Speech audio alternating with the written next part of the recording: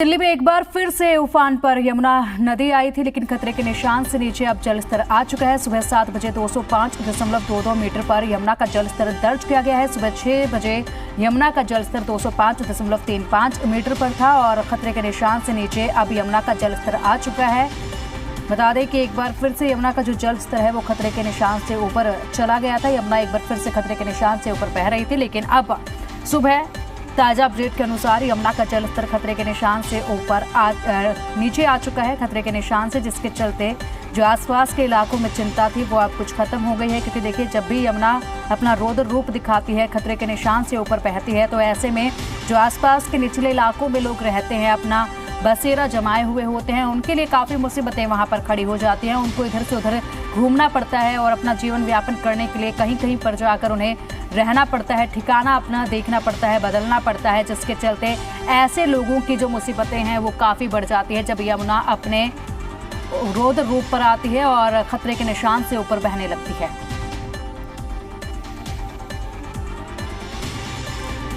तो लगातार बारिश के चलते काफ़ी दिनों तक यमुना जो है अपने खतरे के निशान से ऊपर थी, जिसके चलते आसपास के हालात सबने देखे थे। यमुना के आसपास रहने वाले लोगों की समस्याएं सबने देखी थी, किस तरीके से वहां पर जो लोग रह रहे थे, अपना काम कर रहे थे, अपना आशियाना सजाए हुए थे, उन लोगों को वहां से हटा दिया गया था। उसके बाद उन सभी लोगों को राहत कैंप में रखा गया था।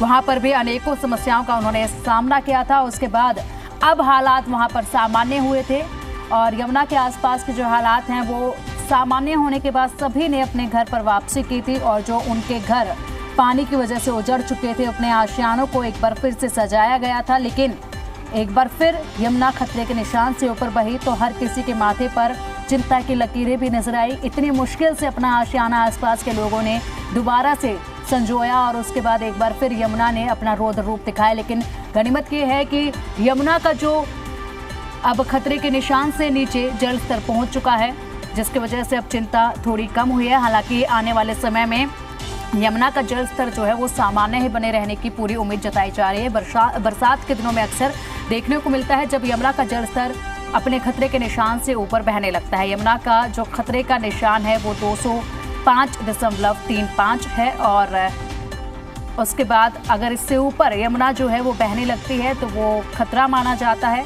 और अगर इससे नीचे यमुना बहती है 205.35 से नीचे अगर यमुना बहती है तो उसे एक सामान्य बहाव माना जाता है। तो सुबह 6 बजे का अपडेट आपको बता दें कि 205.35 पर यमुना का जलस्तर नापा गया था। उसके बाद अब 205.22 मीटर पर सुबह 7 बजे यमुना का जलस्तर मापा गया है, जिसके चलते अब राहत की खबर आई है कि यमुना का जो जलस्तर है वो काफ़ी नीचे जा चुका है और अब सामान्य है। एक बार फिर से यमुना का रौद्र रूप देखने को मिला था, एक बार फिर से यमुना अपने खतरे के निशान से ऊपर बह रही थी, जिसके चलते प्रशासन भी अलर्ट हो गया था। प्रशासन की निगाहें लगातार यमुना के जल स्तर पर बनी रहती हैं और ऐसे में प्रशासन अलर्ट होता है जब भी यमुना के जल स्तर में कोई भी वृद्धि देखने को मिलती है। और चलिए अधिक अपडेट के लिए हमारे संवाददाता नसीम अहमद हमारे साथ जुड़ गए। नसीम, देखिए, एक बार फिर से यमुना ने अपना रौद्र रूप दिखाया था। यमुना अपने जो खतरे का निशान है वो उससे ऊपर बहने लगी थी, लेकिन अब खतरे के निशान से नीचे जल स्तर मापा गया है यमुना का।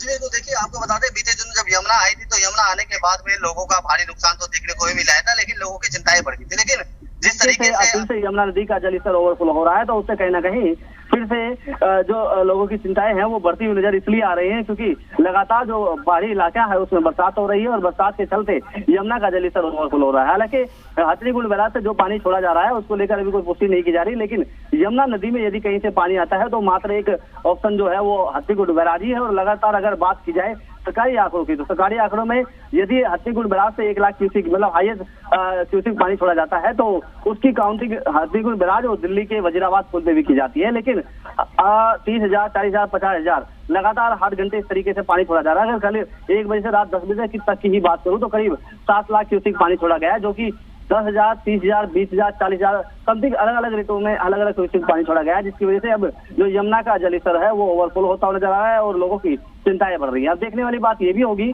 कि ये पानी आगे बढ़ेगा या यहीं बह जाएगा। जी बिल्कुल नसीम, वही अगर देखा जाए तो हिमाचल प्रदेश में इस वक्त जो प्राकृतिक आपदा आई है उसका भी अच्छा खासा असर यमुना पर देखने को मिलता है। दिल्ली में उसका पूरा असर देखने को मिलता है। जब यमुना अपने उफान पर आती है तो जो निचले इलाकों में लोग रह रहे हैं, अपना आशियाना इतनी मुश्किल से उन्होंने दोबारा से वहां पर बनाया है, उनके लिए खतरे का एक खतरा बन जाता है। ऐसे में वो लोग ज्यादा चिंता में आ जाते हैं, प्रशासन की भी चिंता बढ़ जाती है। और हिमाचल प्रदेश में जिस तरीके की आपदा है उसका क्या असर अब रहने वाला है यमुना पर दिल्ली में?